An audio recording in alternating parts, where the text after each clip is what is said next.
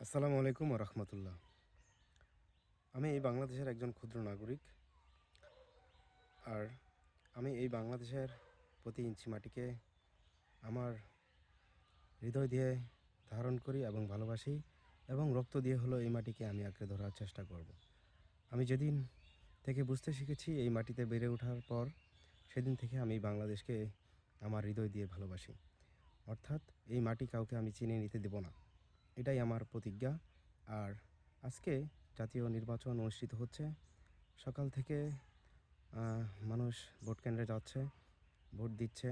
আমার প্রিয় ভাইয়েরা যারা আমার এলাকার এবং প্রতিবেশী যারা রয়েছেন, তাদেরকে আমি বলতে চাই, ভাই, আমরা সবাই ভাই ভাই, আমাদের এলাকার প্রতিবেশী আমরা।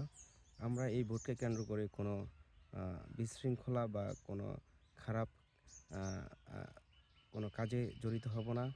আমরা যিনি এই ভোটের মাধ্যমে নির্বাচিত হবেন, তাকে আমরা সাধুবাদ জানাবো ইনশাআল্লাহ। আমরা তাকেই বরণ করে নিব এবং তাকে নিয়েই আমরা নতুন বাংলাদেশ গড়বার স্বপ্ন দেখে সামনের দিকে আগাবো ইনশাআল্লাহ। আল্লাহ তাআলা আমাদেরকে সঠিক বুঝ এবং আল্লাহ তাআলা আমাদেরকে সঠিকভাবে এই ভোটকে গ্রহণ করে নেওয়ার তৌফিক দেক। আমিন।